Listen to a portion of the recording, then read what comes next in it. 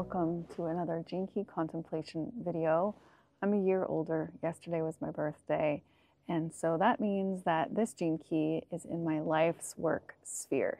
Before we dive into the shadow, the gift, the city, as always, I thought I'd take a moment to speak about the life's work sphere and the Gene Keys hologenetic profile in general, and invite any newcomers to the genekeys.com website. I'm not an official guide or anything like that, but I've been working with the Gene Keys deeply for the past 2 years and absolutely love it. It's a living poetry.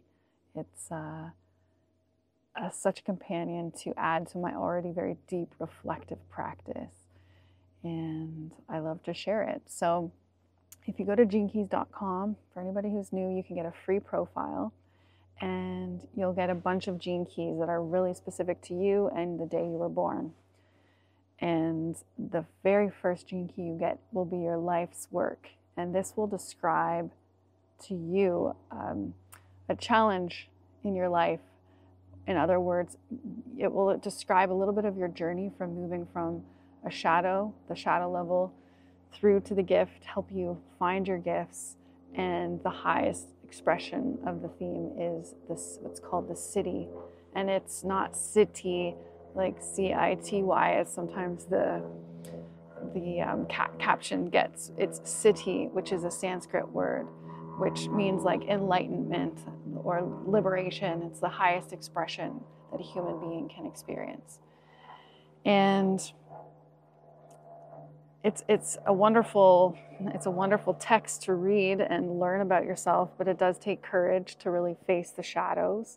And that's what one does when they are on a self-development journey, an honest one. And what the Gene Keys is all about, basically mining the shadow for our gifts and mining the shadow for light. And that's our light. And the more we bring the light inward and make visible the parts of us that have been in the shadows or in the dark, we lighten our frequency and we effortlessly tap into our gifts and find a beautiful flow in our life.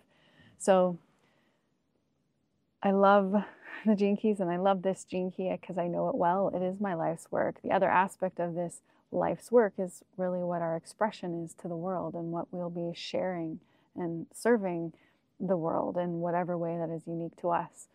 So this one is near and dear to my heart, and as I've been doing with a lot of the Gene Keys that are in my profile, I've been giving a gift away, doing a draw to have a free chat, a breakthrough chat, where we'll dive into your Gene Key. This specific one will be your life's work.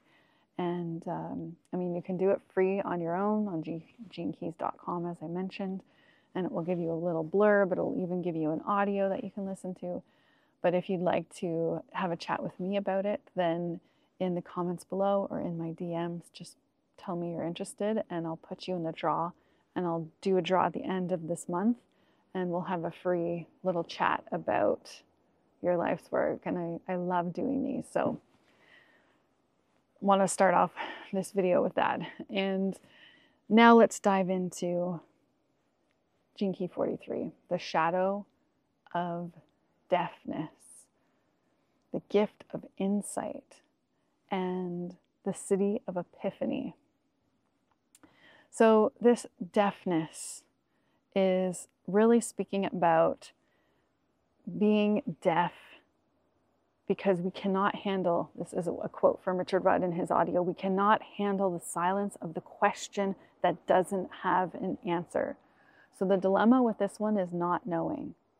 In the shadow, we really want to know at all costs. So we will control our environment to the best of our ability because we really don't really have control anyway. But in the shadow, we think we have control, and thinking is a part of the problem.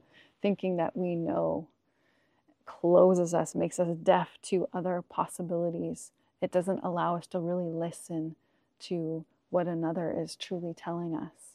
And it also doesn't allow us to listen to what our deeper truth is, what our intuition is talking to us about. And I know this so personally when I reflect on my past, I can now understand how my intuition was always there. And it's a quiet, gentle voice, and so gentle that my mind of knowing was completely deaf to what my intuition was really telling me.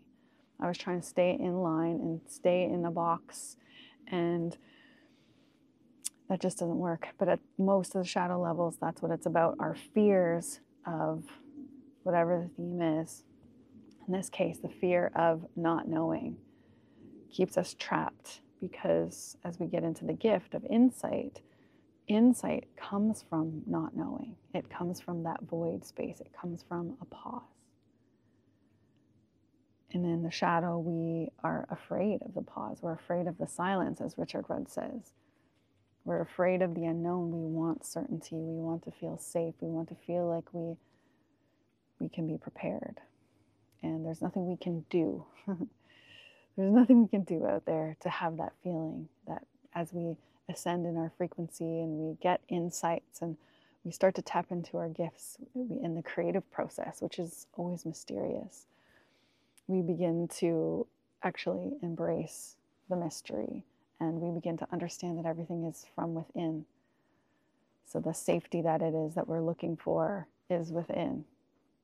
And with this insight, we begin to create more environments and more scenarios for insight to occur, because insight isn't something you can force. It just comes. It comes out of that void. It comes out of that not knowing. It comes out of that uncertainty.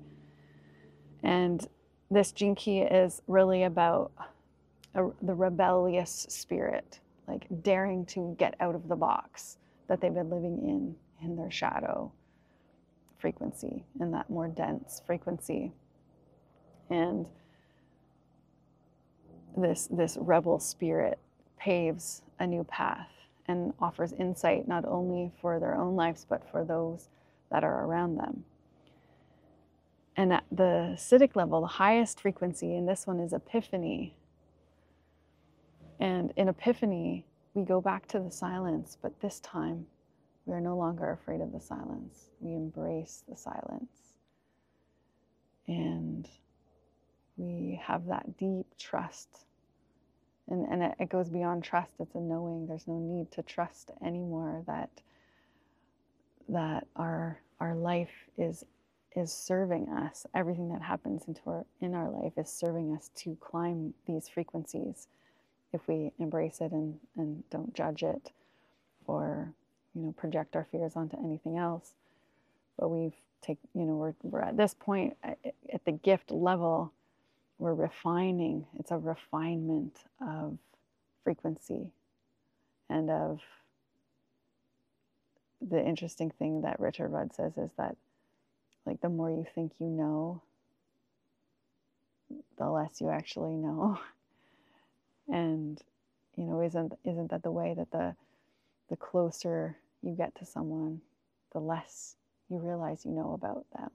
And it's the same with ourselves. Like, we go on this self-development journey to know ourselves, like to know who we are. But as we go on that journey, the more we realize, like, oh my God, I don't know anything. And I find myself in that position right now, not knowing that, and I'm getting to a state of allowing myself to surrender to the not knowing. I was led to live here on Vancouver Island in this beautiful home. And I feel like I've been having these epiphanies daily because I'm so in love with my home, my life, my environment, that it mirrors to me like this wow, awe and beauty of, like, how did I get here? How did I even get here? This epiphany of, I am here. Like, look where I am. And I've been experiencing epiphanies in that way. And being comfortable with the mystery and the silence, and just it being my birthday yesterday, reflecting on, like, who I am today. How did I get here? And at the same time, not knowing, like, okay, who am I now? And at this phase, at least, enjoying that not knowing and enjoying the discovery process and the death and the rebirth that I continually go through. And as Richard Rudd says, not knowing is actually our self-nature.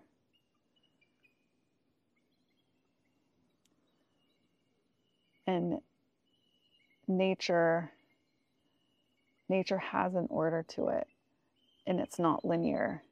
And as we get into the gifts, I don't know if you can hear the eagles singing right now, as we get into the gift level and we start to experience more our authentic nature and just how unique we are as an individual and how homogenized we've been in our education system and in just our cultures, most of our cultures.